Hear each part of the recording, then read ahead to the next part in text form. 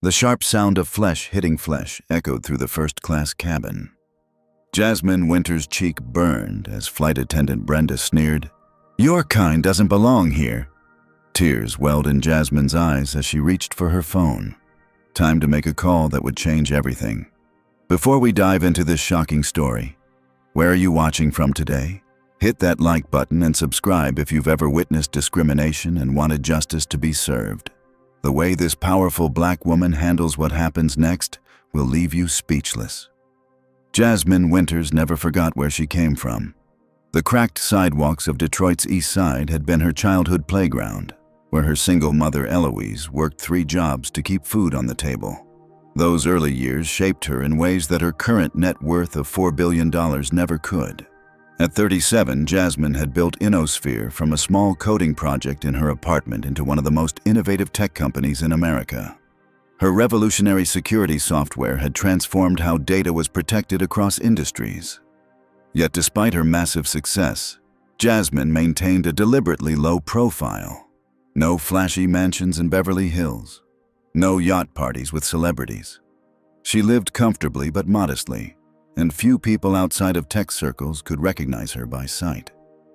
"My mother taught me that true character isn't what you show off, but what you do when nobody's watching," Jasmine often told her executive team.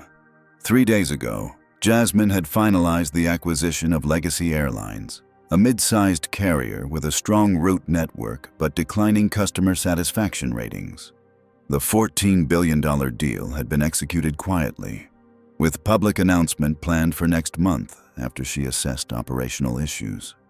Most Legacy employees, including its flight attendants and pilots, had no idea their company had new ownership. Jasmine had a habit of experiencing her acquisitions as a regular customer before revealing herself. She called it undercover bossing, a chance to see the unfiltered reality of customer service when staff had no idea who was watching.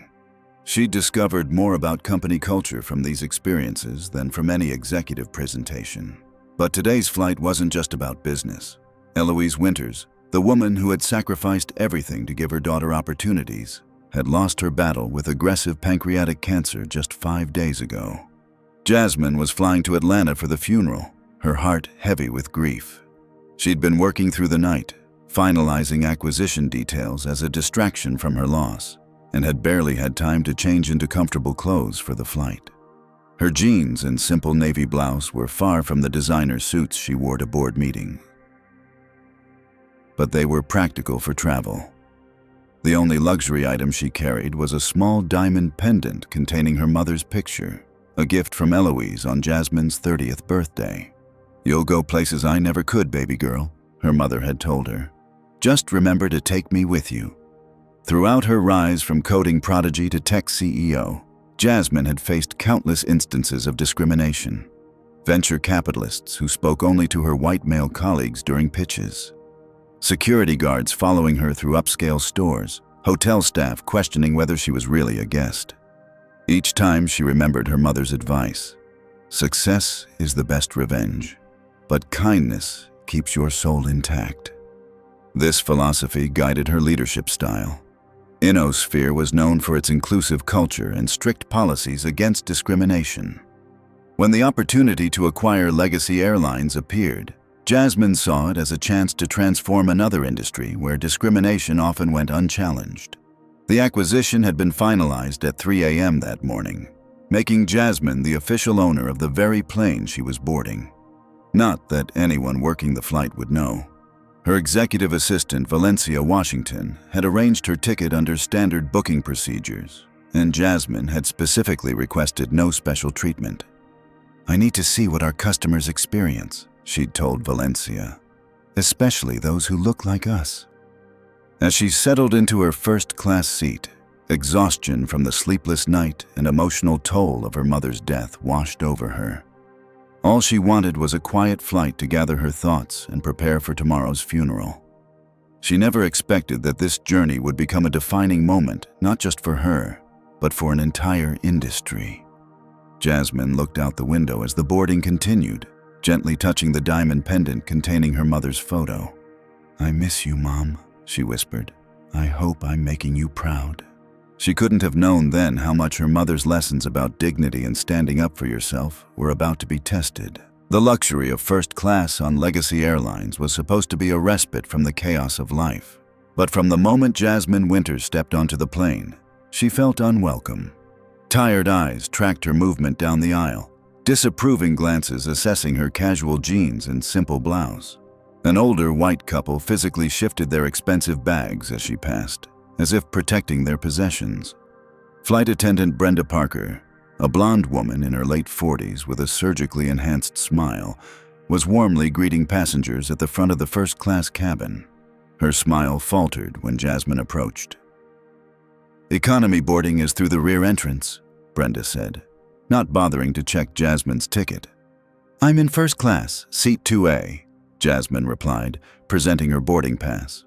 Brenda's eyes narrowed as she scanned the document, her lips pursing slightly.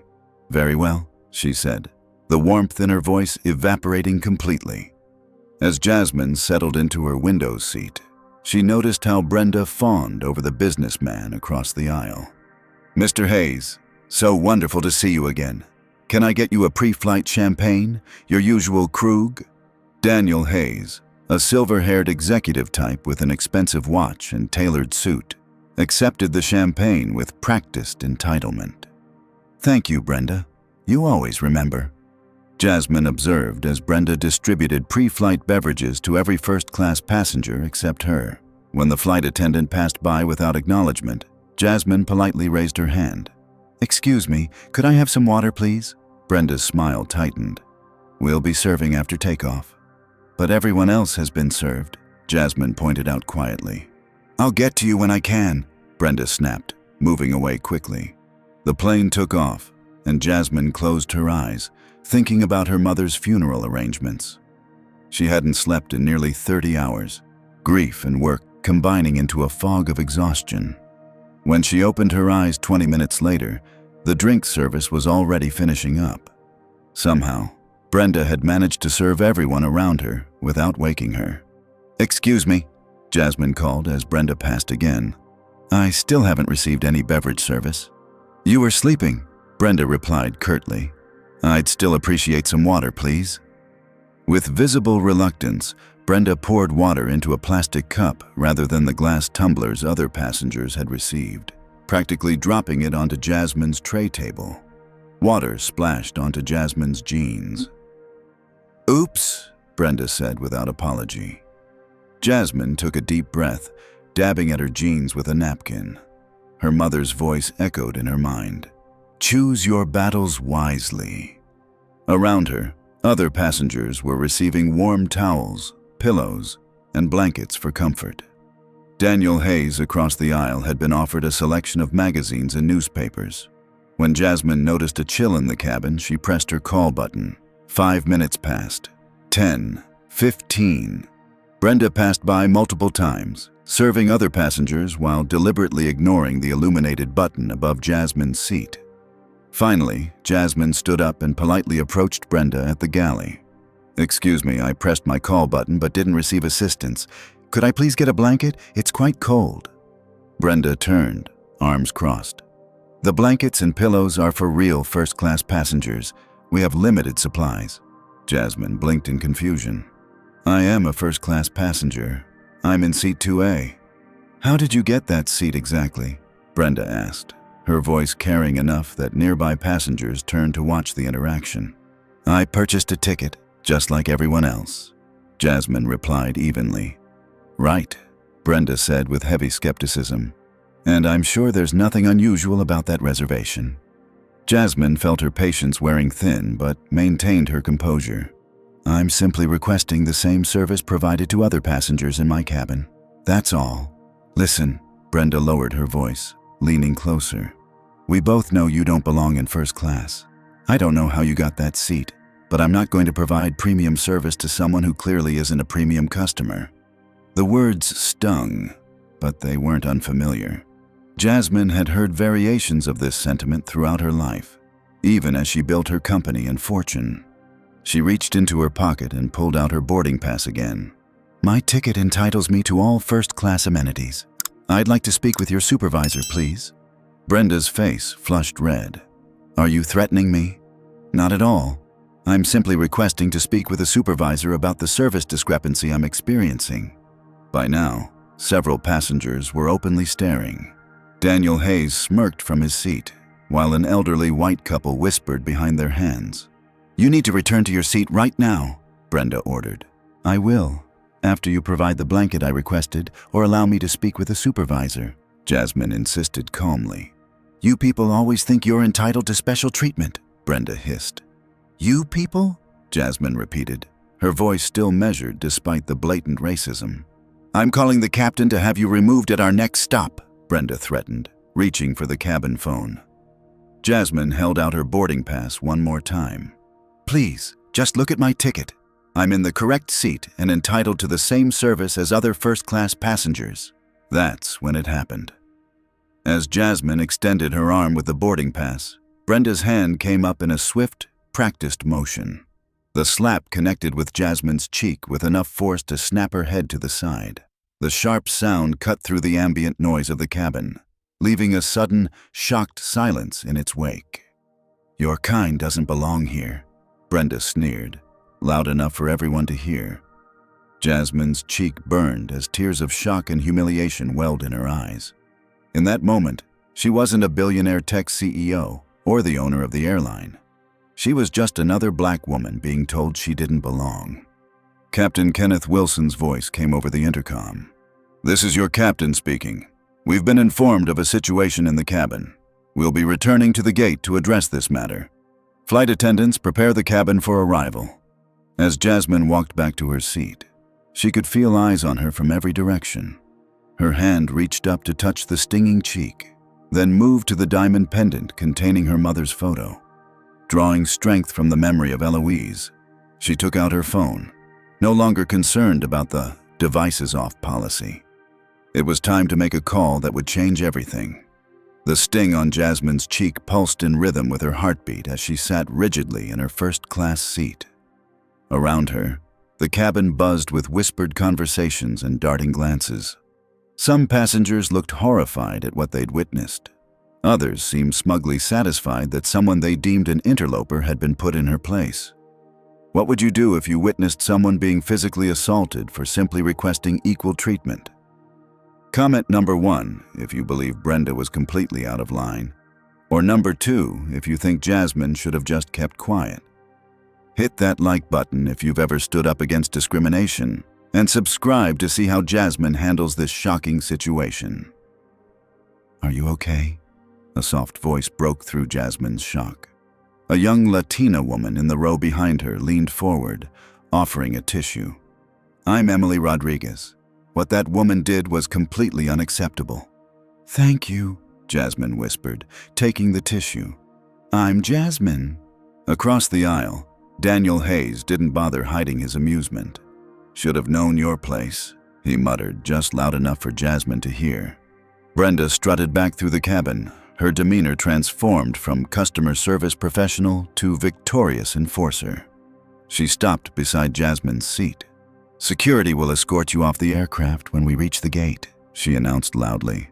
Assaulting a flight attendant is a federal offense. Assaulting?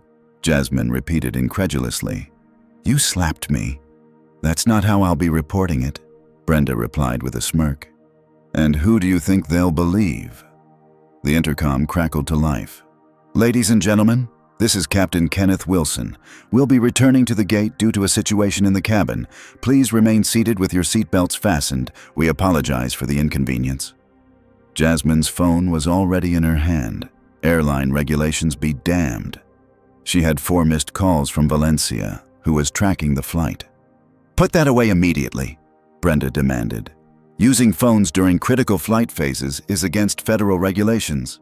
That's another violation I'll be reporting. Ignoring her, Jasmine dialed Valencia's number. That's it. I'm adding interference with a flight crew to the charges, Brenda threatened, reaching for the phone.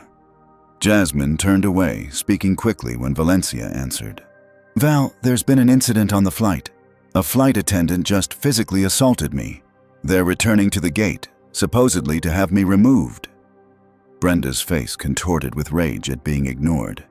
Give me that phone right now. I need you to contact Charles Thompson, Legacy's regional manager, Jasmine continued calmly. Tell him to meet the flight at the gate. Explain that Jasmine Winters requires his immediate attention. Jasmine Winters? Brenda repeated, her hand freezing mid-reach. Something about the name sparked a flicker of recognition, but she couldn't place it. Yes, and I'm also calling our legal team, Jasmine added for Brenda's benefit, though she was still speaking to Valencia. I want them ready to file assault charges and a discrimination lawsuit. The plane began its descent back to the departure gate. Through the window, Jasmine could see 2 security vehicles with flashing lights positioned near the terminal. Brenda noticed them too and smiled triumphantly. Your little phone call won't help you, she said. Security knows how to handle disruptive passengers who don't know their place. Emily Rodriguez, still watching from the row behind, discreetly held up her phone to show Jasmine. On the screen was a video recording of the entire incident, including the slap and Brenda's "You're kind" comment. Emily nodded reassuringly. As the plane docked at the gate, Captain Kenneth Wilson emerged from the cockpit, a tall man with a stern expression. He conferred briefly with Brenda, who pointed accusingly at Jasmine. Ma'am, I need you to remain seated while we sort this out, the captain said to Jasmine, his tone professional but cold. The cabin door opened, and Charles Thompson rushed aboard, followed by 2 security officers. Charles was a middle-aged white man in an impeccable suit, the very picture of corporate authority. His eyes scanned the cabin frantically until they landed on Jasmine. Ms. Winters, he said, his voice strained with anxiety. I came as soon as I received word. Brenda looked between Charles and Jasmine, confusion replacing her smugness. You know this woman? Charles ignored her question, addressing Jasmine directly. Ms. Winters, I can't express how deeply disturbed I am to hear about this incident. Would you prefer to discuss this matter privately? That won't be necessary, Charles, Jasmine replied evenly. Since this humiliation happened publicly, we can address it publicly. Brenda stepped forward. Mr. Thompson, this passenger has been disruptive and combative. She needs to be removed from the aircraft immediately. Charles turned to Brenda with an expression of barely contained horror. Ms. Parker, do you have any idea who this passenger is? I don't care if she's the Queen of England, Brenda retorted. She doesn't belong in first class. A painful silence fell over the cabin. Captain Wilson, sensing something was very wrong, stepped back slightly. Brenda, Charles said, his voice quivering. You just physically assaulted Jasmine Winters, the CEO of Innosphere and, as of this morning, the new owner of Legacy Airlines. The color drained from Brenda's face. Her mouth opened and closed without producing sound. That's right, Jasmine said, rising from her seat. I own this plane, I own this airline, and you just made it abundantly clear why I needed to acquire it. The shock that spread across Brenda's face was matched by the collective gasp from passengers who recognized the name of the tech billionaire. Daniel Hayes nearly choked on his champagne. I didn't know, Brenda stammered. You weren't dressed like... Like what? Jasmine asked. Like someone who belongs in first class? Like someone who deserves basic human dignity and respect? Emily stood up from her seat. I have the entire incident recorded, Ms. Winters, including the discriminatory comments and the assault. Charles Thompson looked like he might faint. Ms. Parker, please gather your personal belongings and exit the aircraft immediately. Your employment with Legacy Airlines is terminated, effective immediately. You can't do that, Brenda protested, panic replacing her earlier confidence. Actually, I can, Jasmine corrected her. But more importantly, I need to get to Atlanta today. My mother's funeral is tomorrow, and I don't have time for this nonsense. The revelation silenced the cabin completely. Even Daniel Hayes had the decency to look ashamed. As security escorted a shell-shocked Brenda from the plane, Jasmine returned to her seat, her hand instinctively finding the diamond pendant with her mother's photo. The incident was far from over, but in this moment, she could almost hear Eloise Winters' voice. Sometimes, baby girl, justice comes when you least expect it. How do you think this story will unfold? Will Jasmine seek revenge, or will she use her power to create meaningful change? And what will happen to Brenda now that her true colors have been exposed? The atmosphere in the first-class cabin transformed as if someone had flipped a switch. Security officers who had arrived to remove Jasmine were now escorting a visibly shaken Brenda Parker off the plane. The flight attendant's face had lost all color, her previous confidence shattered by the revelation of who Jasmine really was. "This is a mistake," Brenda protested as she was led down the aisle. "I was just following procedures for suspicious passengers." No one responded to her claims. The passengers who had previously smirked at Jasmine's humiliation now stared at their laps, suddenly fascinated by the in-flight magazines or their fingernails. Charles Thompson hovered anxiously near Jasmine's seat. "Ms. Winters, I cannot begin to express how deeply sorry I am for this inexcusable incident. If you'd prefer, I can arrange a private flight to Atlanta immediately." Jasmine shook her head. "That won't be necessary, Charles. I want to continue on this flight as scheduled. I need to reach Atlanta today for my mother's funeral." Charles's face softened with genuine sympathy. "I'm very sorry for your loss, Ms. Winters. Please accept my condolences." "Thank you," Jasmine replied. "What I need now is for this flight to resume with professional service for all passengers, regardless of how they're dressed or what they look like." "Of course." Charles nodded vigorously. "I've already arranged for a replacement crew to board immediately. This delay will be minimal." Within 15 minutes, a new flight crew had boarded. The replacement flight attendants, clearly briefed on the situation, were models of professional courtesy to everyone, especially Jasmine. They provided her with a premium blanket, pillow, and a fresh glass of water in proper glassware without being asked. Captain Wilson, who had remained aboard, personally approached Jasmine's seat. "Ms. Winters, on behalf of the flight crew, I want to apologize for what happened. I had no idea of the situation until I saw it unfold at the gate." "Thank you, Captain," Jasmine replied. "I appreciate your professionalism. Let's get everyone to their destinations safely." As the plane prepared for its second takeoff attempt, Daniel Hayes cleared his throat from across the aisle. "Ms. Winters, Daniel Hayes, CEO of Hayes Pharmaceuticals."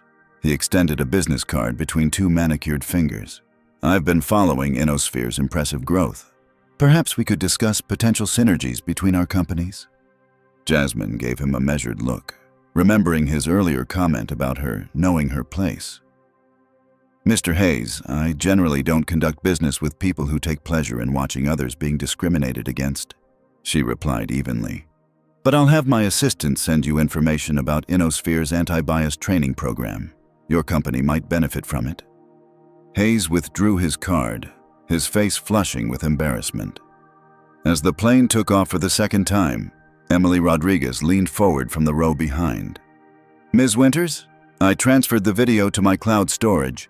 I'm happy to share it with you if it helps." Jasmine turned to face her. "Thank you, Emily. That's very kind. May I ask why you decided to record the incident?" Emily's expression darkened. "I've been on the receiving end of similar treatment. Not everyone has the power to fight back like you do. When I saw what was happening, I thought at least there would be evidence." Jasmine nodded, understanding completely. "I'd appreciate a copy of the video, and I'd like your contact information if you don't mind." Throughout the cabin, whispers spread as passengers Googled Jasmine Winters on their phones, discovering the extent of her success and influence. The same people who had avoided eye contact with her earlier now attempted to catch her attention with polite smiles. As the flight progressed, Jasmine sat quietly, gazing out the window. The confrontation had stirred up memories of countless similar experiences throughout her life. The boutique where a saleswoman had followed her around, certain she was shoplifting. The real estate agent who forgot to show her premium properties. The venture capitalist who asked if she was really the technical co-founder of her own company. Her mother had always told her, "Success doesn't shield you from prejudice. It just changes how it shows up." How right Eloise had been. Even with billions in her accounts, Jasmine still faced the same assumptions and discrimination that had followed her since childhood. Her phone buzzed with a message from Valencia. PR team assembled. Legal standing by. How do you want to proceed? This was the question Jasmine had been contemplating. She could use her power to destroy Brenda Parker's career and make an example of her.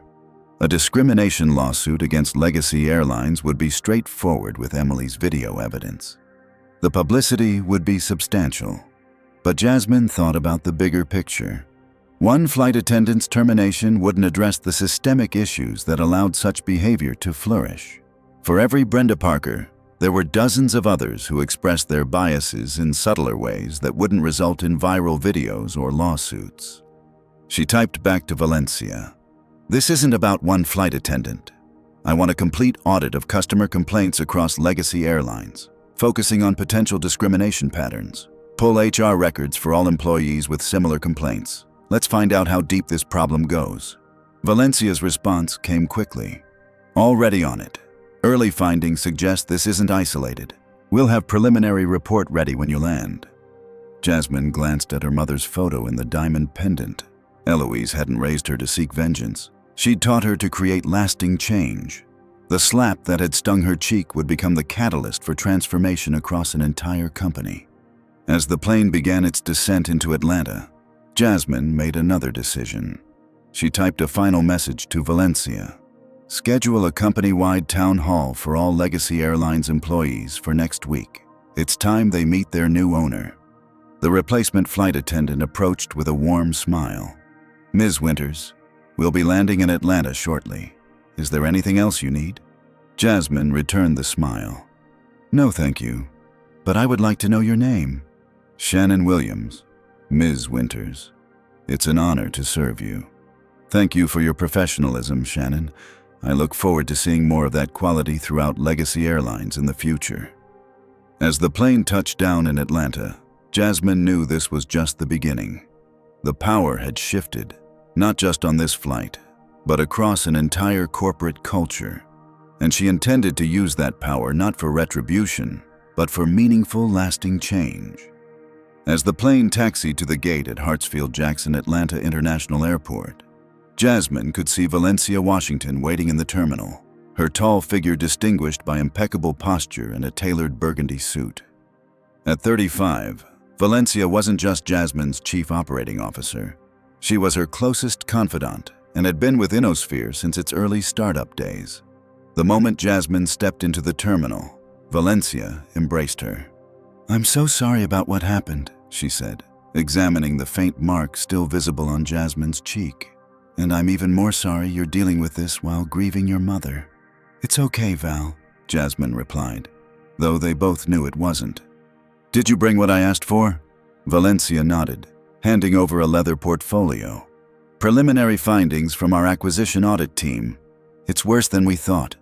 They walked briskly through the airport to a waiting car, Valencia briefing Jasmine on developments since the incident.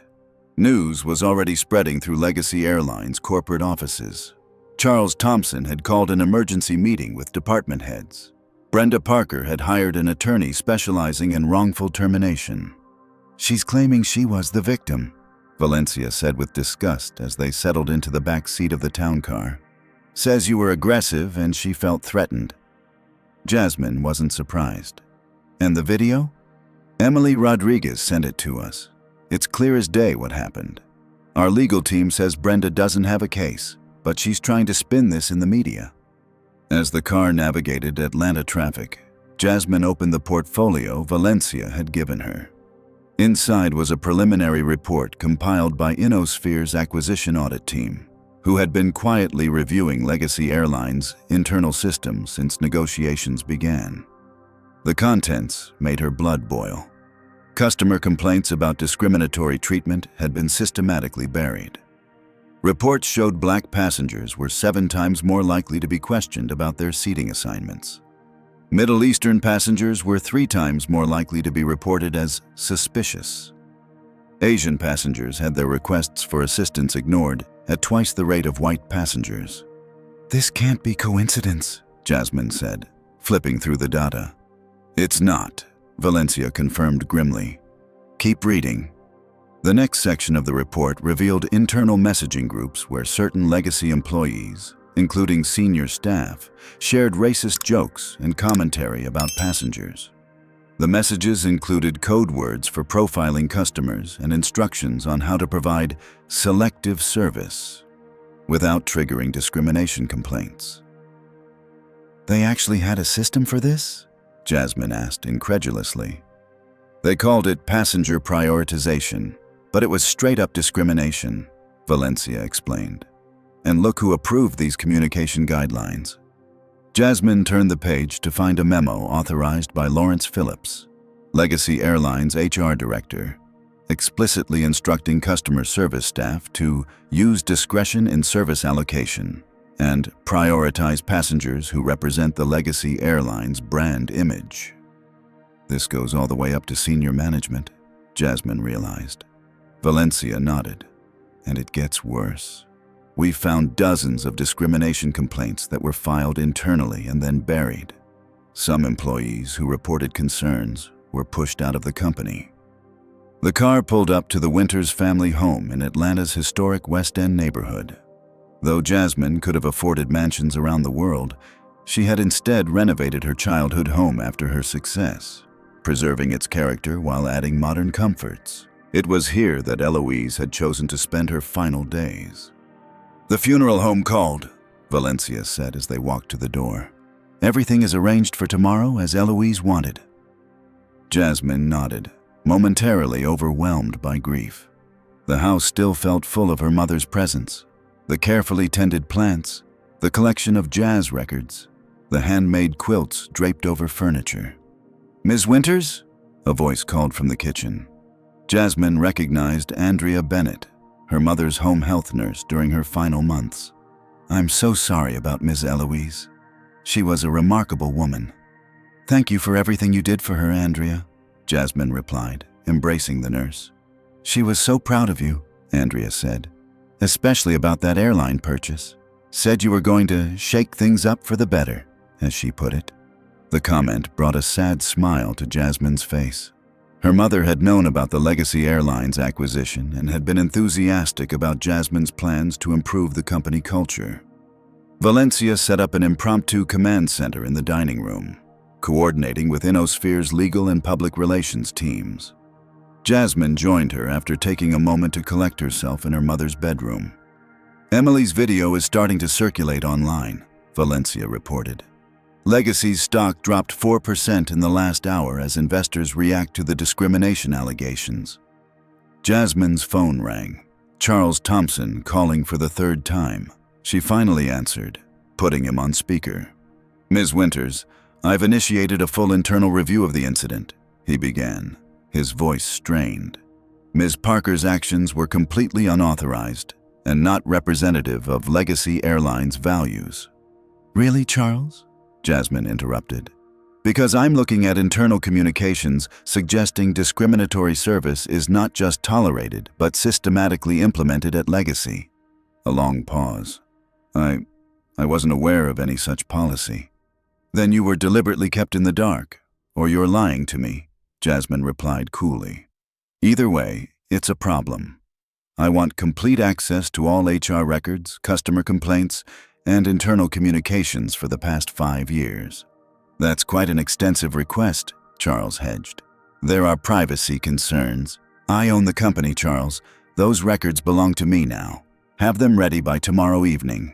After ending the call, Jasmine turned to Valencia. "We need to talk to other employees who've experienced or witnessed discrimination. Can we set up confidential channels for them to come forward?" Valencia was already typing on her laptop. "I'll have our HR team create an anonymous reporting system by tomorrow, but we should expect resistance from Legacy's current management." "Speaking of which," Jasmine said, "what do we know about Lawrence Phillips? He seems to be at the center of this." Valencia pulled up a profile. "Lawrence Phillips, 56, HR Director at Legacy for 11 years. Previously worked at 2 other airlines that faced discrimination lawsuits during his tenure, though he was never personally named. He's well connected in the industry and has a reputation for handling problems quietly. In other words, burying complaints and pushing out whistleblowers," Jasmine translated. "Exactly. And he's already making moves. Our sources say he held a meeting with senior staff after news of the incident broke, instructing them to delete certain communications and prepare consistent messaging about company policies. Obstruction and evidence tampering, Jasmine noted. Document everything. Our legal team will need it. As evening fell, Valencia's phone chimed with an alert. She checked it and frowned. Brenda Parker just gave an interview to local Channel 4 News. She's claiming she felt threatened by an aggressive passenger and was just following security protocols. They watched the clip together. Brenda, now dressed conservatively with subtle makeup, portrayed herself as a dedicated professional concerned about flight safety. In today's world, flight attendants have to be vigilant, she told the reporter, her voice trembling slightly. I was simply following our training to address potential threats. That's completely contradicted by the video, Valencia said angrily. Which is why she's trying to get ahead of the story before the video goes viral, Jasmine replied. Classic Darvo: deny, attack, reverse victim, and offender. The situation grew more complex as reports came in throughout the evening. Legacy Airlines' stock continued to fall as investors worried about potential discrimination lawsuits and bad publicity. Lawrence Phillips had issued a statement supporting Brenda and suggesting the incident was being mischaracterized. Most concerning was what Valencia discovered when she dug deeper into the company's complaint records. A clear pattern of similar incidents that had been systematically downplayed or ignored, particularly when they involved passengers of color. This isn't about one flight attendant with bias, Jasmine realized as she reviewed the files. The entire corporate culture at Legacy is built on discrimination, and it's been deliberately cultivated by leadership. As Jasmine prepared for her mother's funeral the next day, she felt a strange convergence of grief and purpose. Eloise had always taught her to stand up against injustice, not just for herself, but for everyone who faced discrimination. Mom always said that power comes with responsibility, Jasmine told Valencia as they finalized plans for addressing the growing crisis. She wouldn't want me to just fire one flight attendant and consider the matter closed. She'd want me to fix the broken system. Valencia nodded in agreement. So what's our next move? Jasmine looked at a photo of her mother on the wall. Eloise standing proudly at Jasmine's college graduation, beaming with pride. Tomorrow, we lay my mother to rest. The day after, we begin dismantling the culture of discrimination at Legacy Airlines, starting at the top. What would you do if you discovered that one incident of discrimination was actually part of a company-wide problem? Comment number 1, if you think Jasmine should clean house and fire everyone involved. Or number 2, if you believe in giving people a chance to change. Don't forget to like this video if you're inspired by how Jasmine is handling this difficult situation. Subscribe to find out what dramatic changes are coming to Legacy Airlines.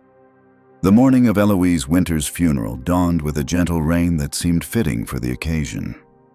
Jasmine stood before the mirror in her childhood bedroom, adjusting the simple black dress her mother had always admired.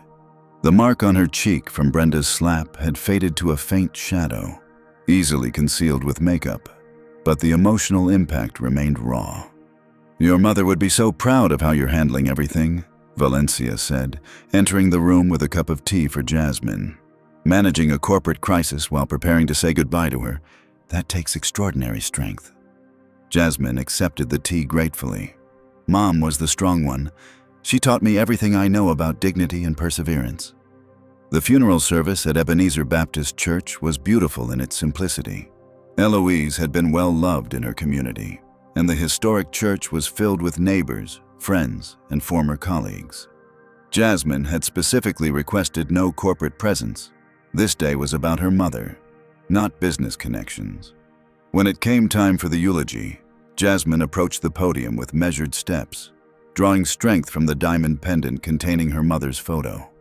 My mother, Eloise Winters, understood something fundamental about human dignity, she began, her voice steady despite her grief. She believed that every person deserves respect, regardless of their appearance, background, or circumstances. She taught me that lesson not just through her words, but through how she lived her life. Jasmine shared stories of Eloise's quiet strength, how she'd worked multiple jobs to provide opportunities for her daughter. How she'd stood up to discrimination in her own life with unwavering grace. How she'd counseled Jasmine through the challenges of building a tech company in an industry dominated by white men. When I faced doors that seemed closed to people who looked like me, my mother would say, "Don't just knock, build your own door." That philosophy guided me through every obstacle, and when success came, she reminded me that true achievement isn't measured by wealth, but by the positive change you create in the world. As Jasmine concluded her eulogy, rain gave way to sunshine streaming through the church's stained glass windows. Yesterday, on my way to say goodbye to my mother, I experienced the kind of discrimination she fought against her entire life. And in that moment, I heard her voice telling me, "This isn't just about you, baby girl. This is about changing the system for everyone who comes after you." That's the legacy my mother leaves behind, not just for me, but for all of us. A commitment to creating a world where dignity isn't something you have to fight for. It's something freely given to every human being. Many in the congregation were moved to tears by Jasmine's words. After the service, as they proceeded to the cemetery for interment, Valencia discreetly showed Jasmine her phone. The incident on the plane had indeed gone viral. Emily's video had been shared millions of times, and #justice for Jasmine was trending nationally. "We need to leave immediately after the burial," Valencia whispered. "Media has gathered outside the cemetery, and Lawrence Phillips has called an emergency board meeting at Legacy to discuss recent events." Jasmine nodded, her attention divided between her personal grief and the growing professional crisis. After laying her mother to rest, she slipped away through a private exit with Valencia, avoiding the reporters who had gathered. In the car, Valencia briefed her on developments. Brenda's given 3 more interviews portraying herself as the victim. Lawrence Phillips issued a statement claiming the video lacks context and suggesting you were the aggressor. They're trying to control the narrative. "And our response?" Jasmine asked. "Our PR team recommends you make a public statement, but legal advises waiting until we have more information about the extent of discrimination at Legacy. The anonymous reporting system we set up has already received over 50 submissions from current and former Legacy employees describing similar incidents." Jasmine's phone rang. Charles Thompson calling again. She answered on speaker. "Ms. Winters, I've been trying to reach you," he began anxiously. "I was burying my mother, Charles," Jasmine replied, her tone making it clear this was not a reasonable interruption. Of course, my condolences," he stammered. "I'm calling because Lawrence Phillips has convened an emergency board meeting to discuss corporate governance concerns following the acquisition. I believe he's attempting to challenge your authority to make personnel changes." "Is he now?" Jasmine's voice was dangerously calm. "Thank you for the information, Charles.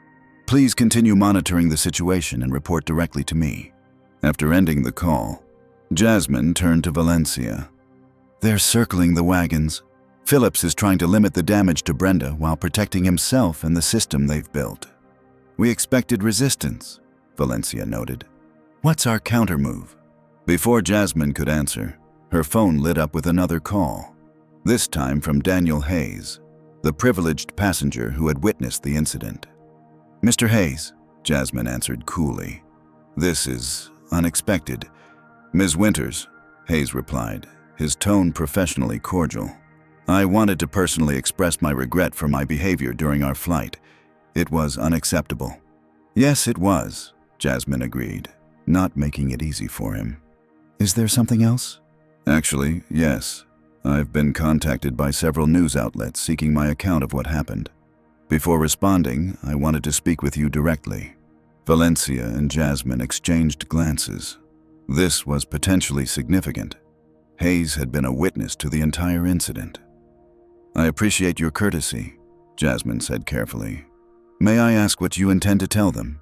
"The truth," Hayes replied. "That I witnessed a disturbing incident of racial discrimination by a flight attendant against a passenger who did nothing to provoke it. That I regret my own failure to intervene. And that I believe Legacy Airlines needs to address what appears to be a systemic problem." Jasmine was momentarily surprised by his candor. "That's remarkably forthright, Mr. Hayes. Let's just say your comment about anti-bias training struck home. My company has had its own issues with diversity, and I've been too slow to address them. Sometimes it takes seeing something blatant to recognize the subtler problems in your own organization. After discussing what Hayes had witnessed and his willingness to go on record, Jasmine thanked him for coming forward.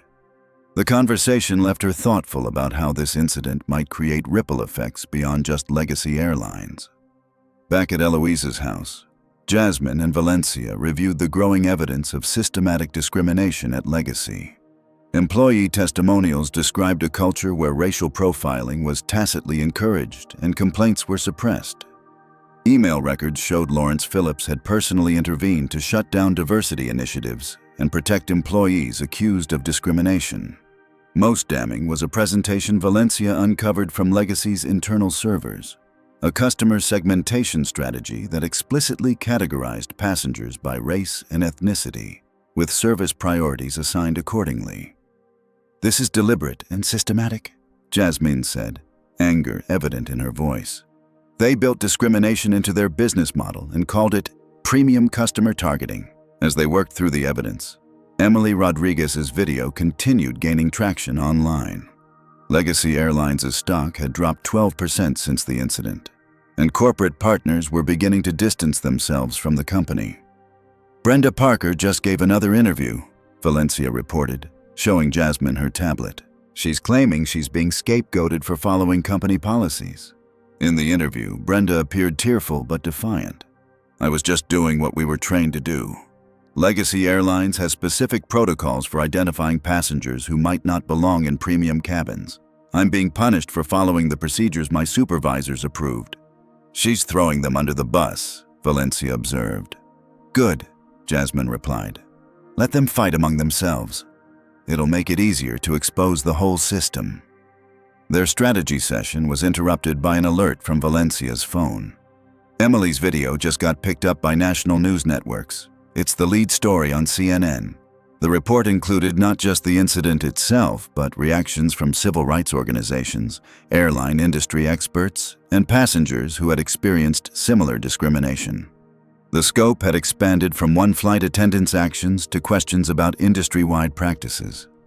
"This is becoming bigger than Legacy Airlines," Jasmine realized.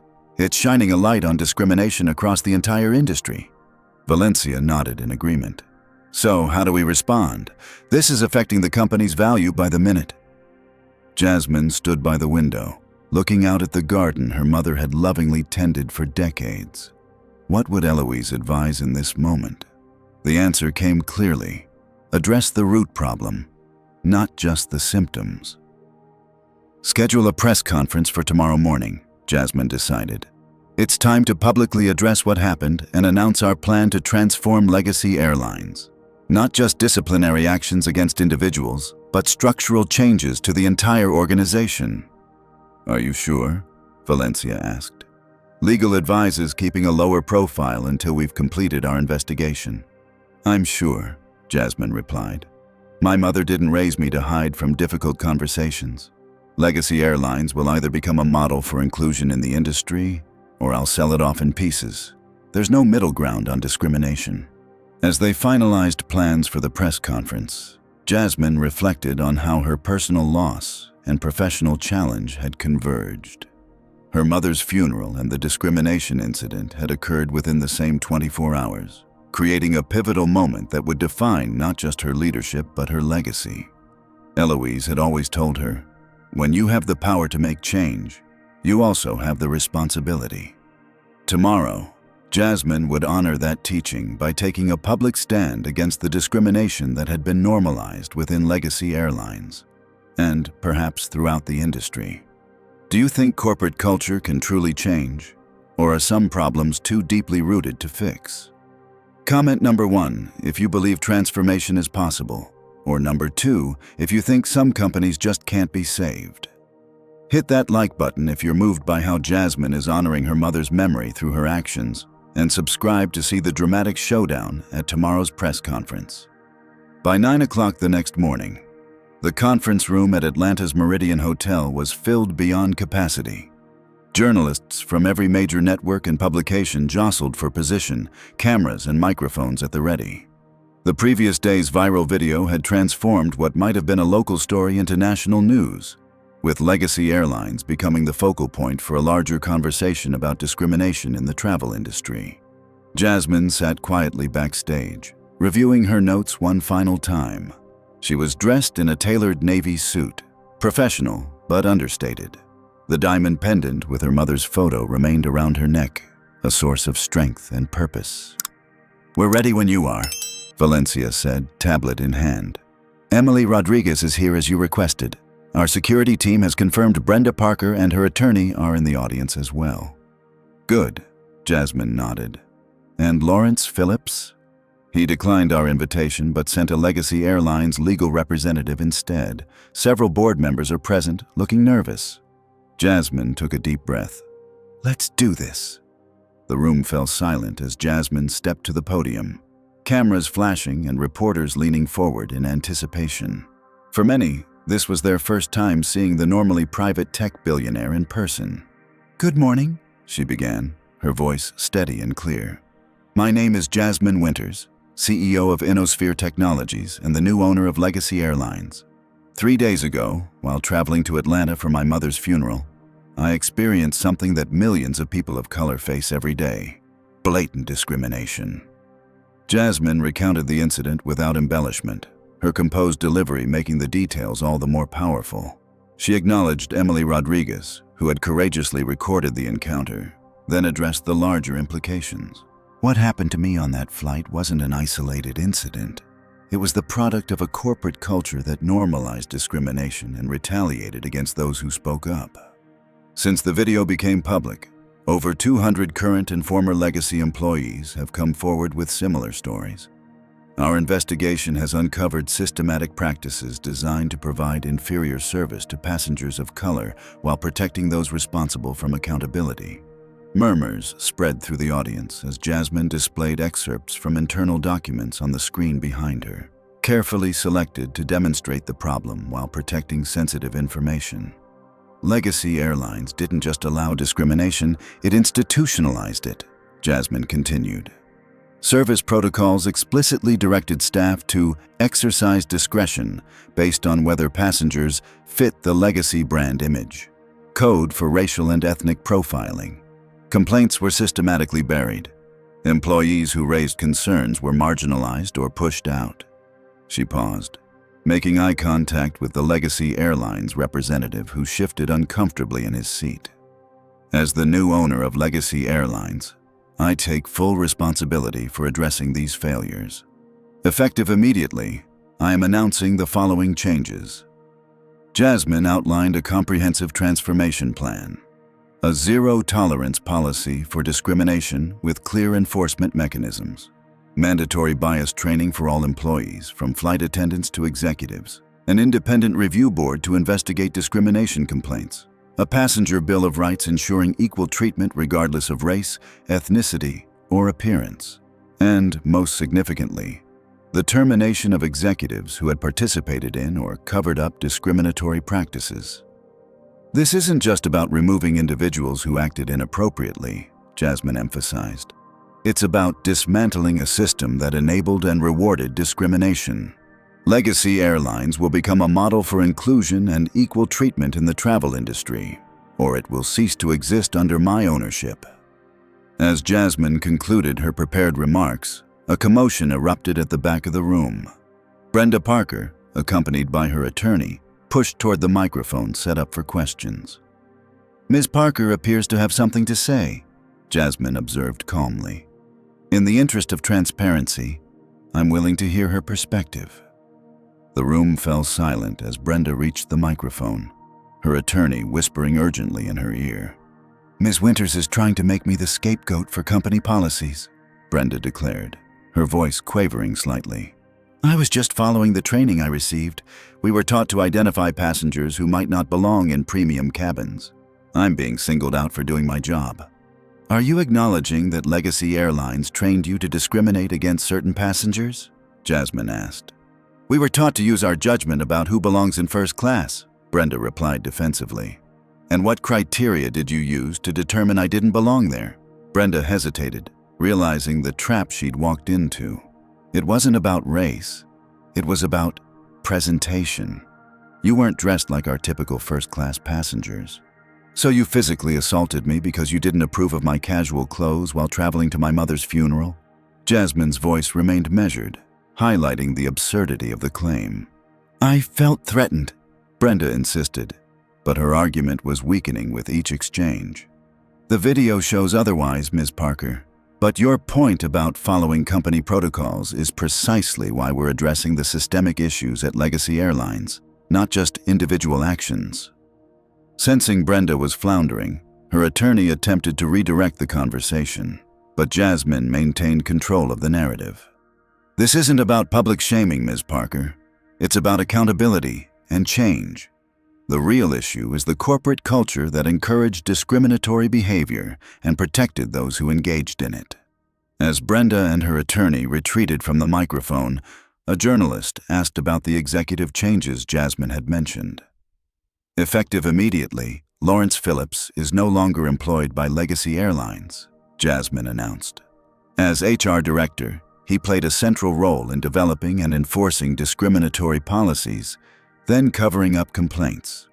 Several other executives implicated in our investigation are also being removed. Their severance will be contingent on full cooperation with our continued investigation. The press conference continued for another hour, with Jasmine answering questions about specific changes and timelines.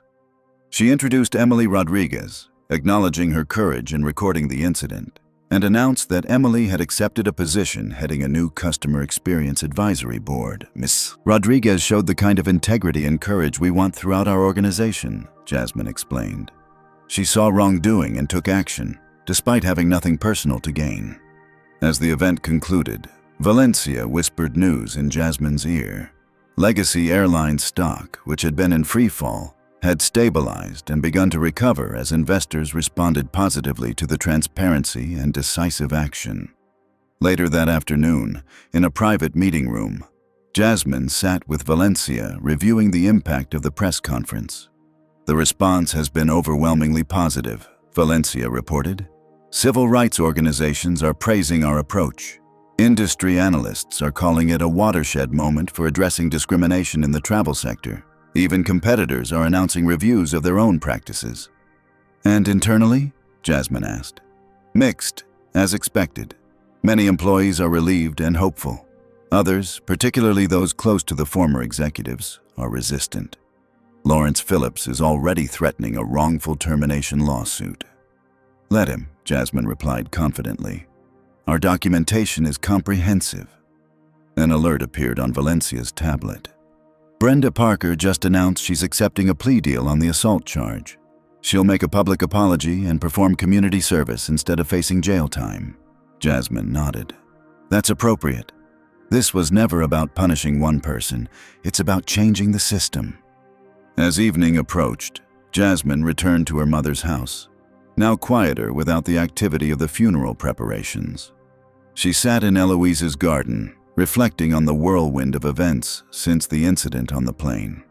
The diamond pendant felt warm against her skin as she held it gently, looking at her mother's smiling face in the tiny photo. I think you'd be proud, Mom, she whispered. Not because I used my power, but because of how I chose to use it. In the distance, the sun set over Atlanta, casting long shadows across the garden Eloise had tended so carefully. Tomorrow would bring new challenges in transforming Legacy Airlines. But tonight, Jasmine found peace in knowing she was honoring her mother's most important lesson. Dignity wasn't something to be earned or granted based on wealth or status. It was the birthright of every human being. The initial wave of positive response to Jasmine's press conference gradually gave way to a more complex reality. Transforming an entrenched corporate culture would not happen overnight, nor would it proceed without resistance.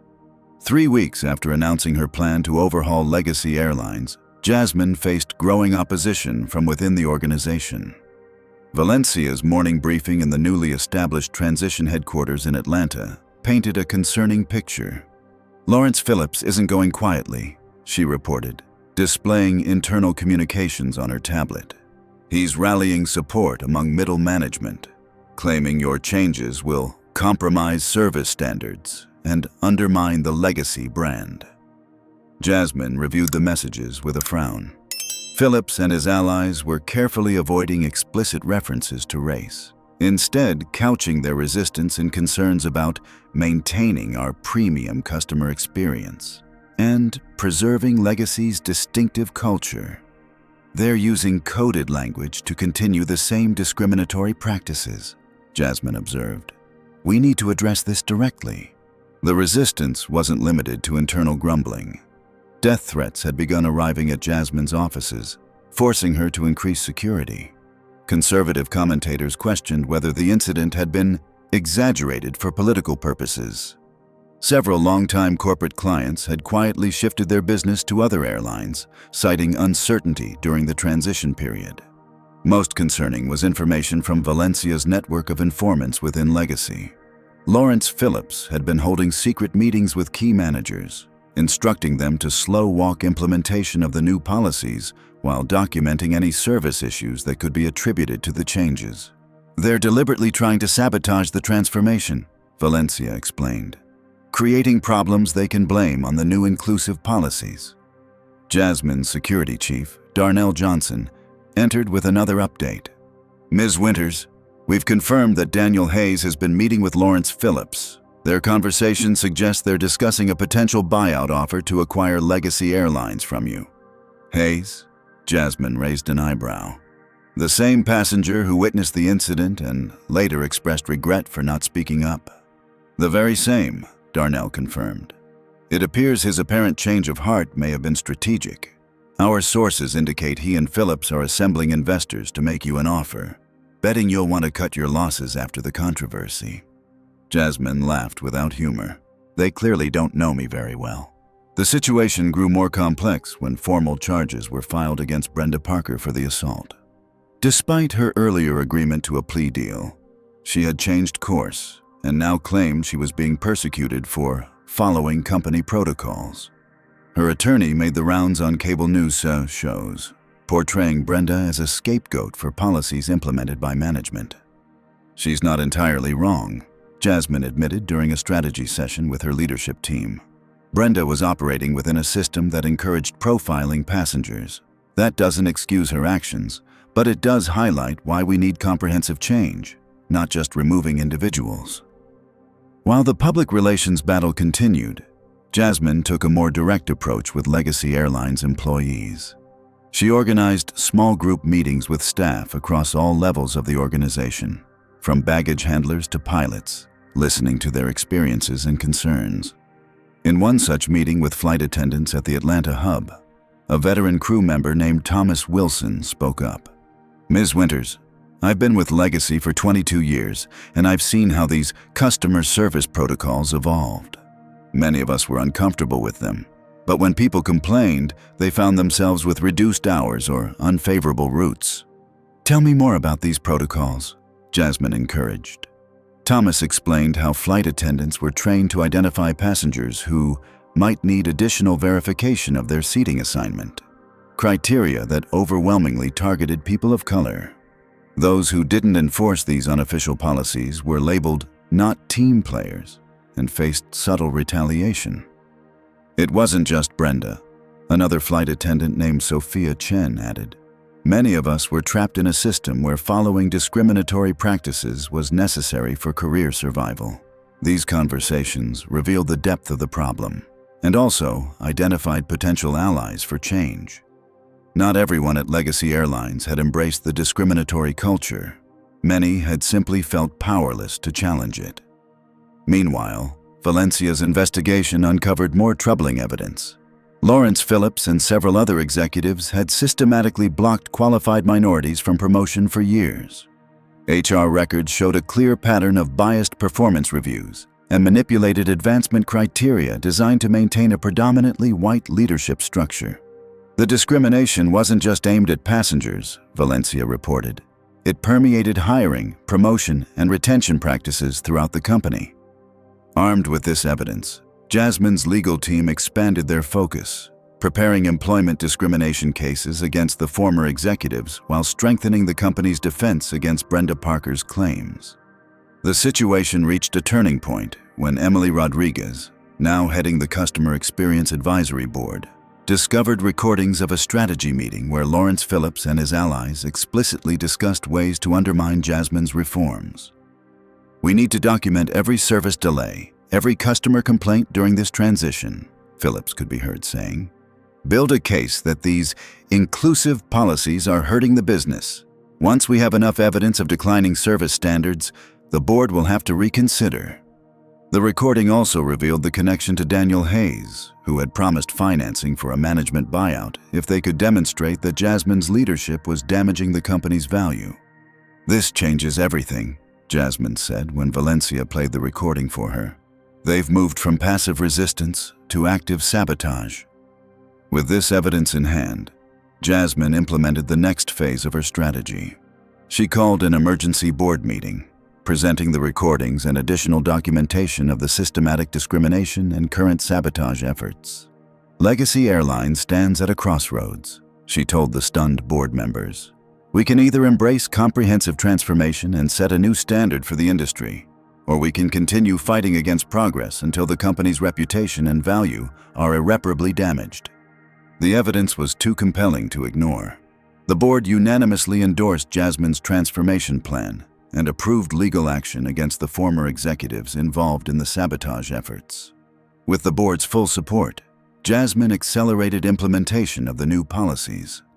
The independent review board began processing the backlog of discrimination complaints, providing remedies for past incidents while establishing new accountability mechanisms.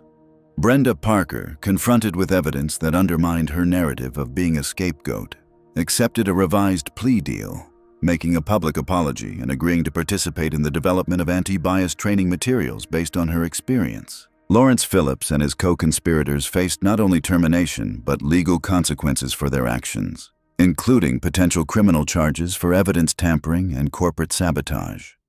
As these developments unfolded, something unexpected happened. Industry leaders began reaching out to Jasmine, expressing interest in adopting similar reforms. Civil rights organizations offered partnerships to develop best practices. Legacy Airlines' transparent approach to addressing discrimination was gradually transforming from a liability into a competitive advantage. 6 months after the incident, Jasmine stood in her office overlooking the Atlanta skyline, reviewing customer satisfaction data with Valencia. "Overall ratings are up 12%, Valencia reported. Complaints about discriminatory treatment are down 93%. Employee satisfaction has improved across all departments, and our stock price has not only recovered but increased 15% above pre-incident levels." "What about the resistance?" Jasmine asked. "Still there, but diminishing," Valencia acknowledged. "Some longtime employees have chosen to leave rather than adapt to the new culture. Others who were initially skeptical have become advocates after seeing the positive results." Jasmine nodded thoughtfully. "Change never comes without resistance. My mother used to say that progress happens when the cost of maintaining the status quo becomes greater than the cost of change." The transformation of Legacy Airlines wasn't complete, but it had reached a tipping point where momentum now favored progress over regression. What had begun as a painful incident of discrimination had catalyzed fundamental change, not just within one company, but potentially across an entire industry. As Jasmine prepared for a follow-up press conference to mark 6 months since the incident, she reflected on how her personal grief and professional challenge had converged to create unexpected opportunity for meaningful change. The path hadn't been easy, but as Eloise Winters had often told her daughter, nothing worth doing ever is. 1 year after the infamous slap that reverberated throughout the airline industry, Legacy Airlines no longer existed, at least not under that name. Jasmine Winters stood at the podium in John F. Kennedy International Airport's newly renovated Terminal 5, addressing a crowd gathered for the official launch of Horizon Airways. "Today marks not just a rebranding," Jasmine told the assembled media, employees, and industry representatives, but the completion of a fundamental transformation in how we approach air travel. Horizon Airways is built on a simple premise: Every passenger deserves dignity, respect, and exceptional service, not based on how they look, what they wear, or assumptions about their worth, but simply because they chose to fly with us. The journey to this moment had been challenging, but ultimately rewarding. After addressing the immediate crisis following the incident, Jasmine had made the bold decision to completely reimagine the airline from the ground up. The name change from Legacy to Horizon symbolized the shift from an outdated approach to a forward-looking vision. Behind Jasmine on the stage stood Valencia Washington, now president of Horizon Airways, Emily Rodriguez, chief of customer experience, and Shannon Williams, the flight attendant who had demonstrated true professionalism during Jasmine's return flight and now headed flight attendant training. The transformation had been comprehensive. Every aspect of the airline's operations had been examined and redesigned with inclusion as a core principle. The signature Horizon blue uniforms worn by staff were designed for functionality and comfort rather than enforcing gender stereotypes. The company logo, a stylized Horizon line forming an infinite path, represented the limitless potential when barriers were removed. Most importantly, Horizon's corporate culture had been rebuilt from scratch. The discriminatory passenger prioritization system had been replaced with truly premium service standards applied equally to all travelers. Hiring and promotion practices now emphasize diversity of experience and perspective. The independent review board established during the crisis had become a permanent part of the corporate structure, ensuring accountability remained a priority. After her remarks, Jasmine mingled with attendees, pausing to speak with a former Legacy flight attendant named Michael Chen. "I almost quit during the transition," he admitted. "I'd been with Legacy for 15 years and was resistant to change. But I have to tell you, Ms. Winters, I'm proud to work for Horizon now. For the first time in my career, I feel like our success is measured by how well we serve all our passengers, not just the ones who fit a certain profile. Such transformations hadn't happened without casualties." Lawrence Phillips and several other former executives were still embroiled in legal proceedings related to their attempts to sabotage the company's reformation. Daniel Hayes's involvement in the attempted hostile takeover had become public, damaging his reputation and forcing him to step down as CEO of his pharmaceutical company. Brenda Parker, whose slap had catalyzed these events, was now working for a small regional airline, her once promising career permanently derailed by her actions and the subsequent exposure of her discriminatory practices. Following the launch event, Jasmine boarded Horizon's inaugural flight from New York to San Francisco, seated in the exact same first-class seat where she had been slapped a year earlier. This time, she traveled openly as the owner, wearing a simple but elegant pantsuit rather than the casual clothes she'd worn while grieving. Shannon Williams, who had specifically requested to work this symbolic flight, greeted Jasmine warmly. "Welcome aboard, Ms. Winters. It's an honor to have you with us today." "The honor is mine, Shannon," Jasmine replied. "None of this would have been possible without professionals like you showing what exceptional service really means." As other passengers boarded, many recognized Jasmine from media coverage of Horizon's launch. Several stopped to share their own stories of discrimination during air travel and express appreciation for the changes she'd implemented. One passenger, a young black woman traveling with her daughter, paused beside Jasmine's seat. "My daughter wants to be like you when she grows up," she said quietly. "Not because you're wealthy, but because you used your power to make things better for everyone." The comment touched Jasmine deeply. As the plane prepared for takeoff, she reflected on the extraordinary journey of the past year, from the personal grief of losing her mother to the professional challenge of transforming an entire company culture. The diamond pendant containing Eloise's photo remained around Jasmine's neck, a constant reminder of her mother's influence. Eloise had always taught her that true leadership wasn't about wielding power, but about using whatever influence you had to create positive change. Horizon Airways had quickly become a case study in corporate transformation. Industry awards for customer satisfaction and workplace culture had followed the operational changes. More significantly, other airlines had begun adopting similar policies, recognizing that inclusive practices were increasingly important to travelers making booking decisions. The scholarship program Jasmine had established in her mother's name, the Eloise Winters Opportunity Fund, was already supporting dozens of underprivileged youth pursuing careers in aviation and technology. Several of the first scholarship recipients were now interning at Horizon, bringing fresh perspectives to the company. As the plane reached cruising altitude, Jasmine gazed out the window at the actual horizon stretching endlessly before her. The incident that had begun with humiliation and pain had ultimately created an opportunity for systemic change far beyond what she could have imagined. A flight attendant she didn't recognize approached with a glass of water. "Ms. Winters? A passenger in row 23 recognized you and wanted to share something. She was on that flight last year and witnessed what happened. She says the changes you've made to the airline inspired her to address discrimination in her own workplace." Jasmine thanked the attendant and sipped her water, marveling at how a single moment could create such far-reaching ripples. One confrontation had exposed deeply rooted problems, creating an opportunity to rebuild not just a company, but potentially influence an entire industry's approach to dignity and inclusion. As the plane soared across America, Jasmine opened her laptop to review plans for Horizon's next initiative, partnering with transportation companies across multiple sectors to develop industry-wide standards for inclusive customer service. What had begun as a response to discrimination was evolving into a movement for transformation that extended far beyond one airline. The diamond pendant caught the sunlight streaming through the window as Jasmine touched it gently. "We did it, Mom," she whispered. "We turned injustice into opportunity, just like you taught me." In that quiet moment of reflection, Jasmine understood that true power wasn't in the ability to acquire companies or accumulate wealth, but in the capacity to transform systems that had long seemed immutable.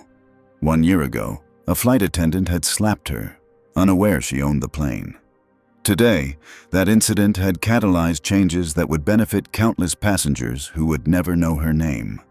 And that, Jasmine decided as the plane continued its journey westward, was a legacy worth building. What would you do if you had the power to change an entire industry? Have you ever witnessed discrimination and wished you could make a difference? Comment below with your thoughts and experiences. If this story inspired you, please like, subscribe, and share it with someone who needs to hear that one person really can create meaningful change. Thank you for joining me on this journey. And remember, true power isn't measured by what you own, but by how you use your influence to improve the world around you. This powerful story teaches us that dignity isn't determined by appearance or social status, but is the birthright of every human being. When Jasmine faced discrimination, she could have simply fired one employee and moved on. Instead, she recognized that meaningful change requires addressing the root causes of discrimination, not just its symptoms. True leadership means using your position to create systemic change, rather than merely wielding power for personal gain. By transforming legacy airlines into Horizon Airways, Jasmine showed that corporate culture can evolve when leaders commit to authentic values and back words with actions. The story reminds us that discrimination often hides behind policies and protocols that seem neutral but disproportionately target marginalized groups. Challenging these systems takes courage, persistence, and strategic thinking. Perhaps most importantly, we learn that a single moment of injustice, when confronted directly, can create ripple effects that transform entire industries. Each of us has the power to speak up when we witness discrimination, knowing that our actions might inspire others to create change in their own spheres of influence.